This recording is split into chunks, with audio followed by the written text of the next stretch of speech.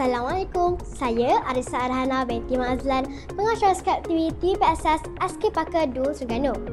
Pendidikan bertujuan untuk membangunkan potensi individu, mencipta kesedaran serta menyediakan individu untuk menghadapi cabaran hidup. Seiring dengan kemajuan teknologi, sistem pendidikan juga mengalami perubahan yang besar. Proses mengintegrasikan teknologi digital ke dalam pendidikan telah berlaku secara meluas di seluruh negara. Beg berat menjadi permasalahan utama dalam kalangan ibu bapa dan guru kerana ia boleh mempengaruhi prestasi dan keselesaan murid di sekolah.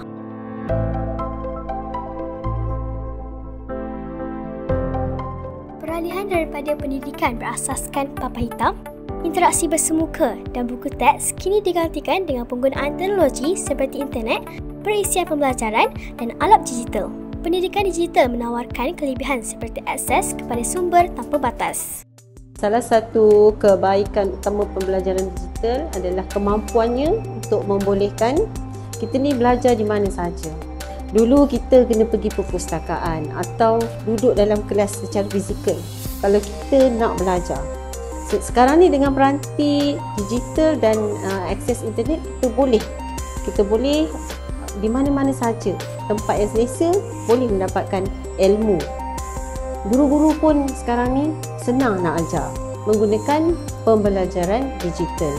Mereka juga boleh berkongsi nota, tugasan, mudah.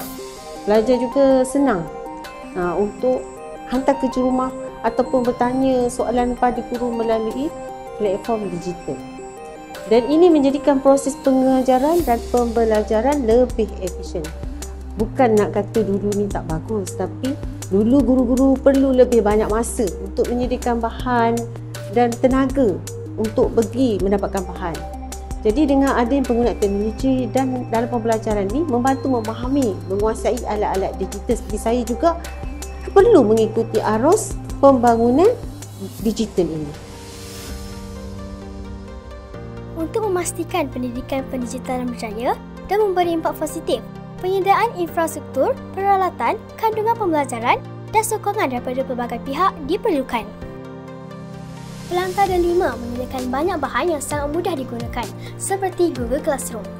Google Classroom menyediakan pelbagai aplikasi, antaranya simulasi interaktif pad, GeoGebra, Stretch, Canva, Kahoot, Quizy, ChatGPT dan banyak lagi.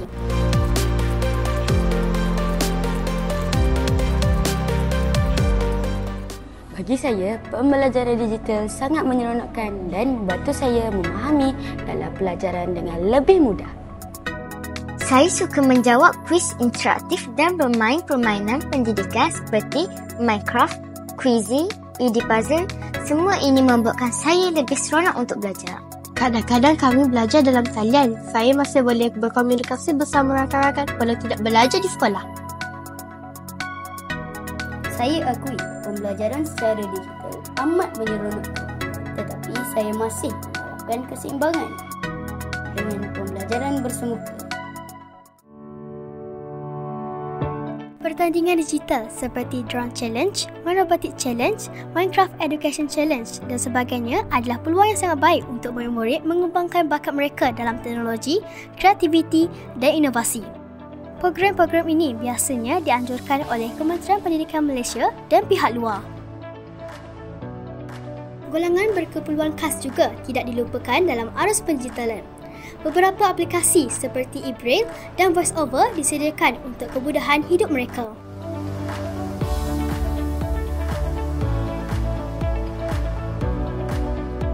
Keceriaan murid-murid ketika menggunakan bahan digital mencerminkan pendidikan digital berpotensi merangsang kreativiti dan minat mereka.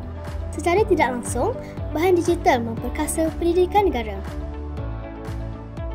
Pendigitalan pendidikan bertujuan untuk menjadikan pembelajaran lebih menarik, berkesan dan relevan dalam era digital. Didiklah anakmu mengikut zamannya. Mantapkan klasi, selahkan potensi. Jumpa lagi. Bye!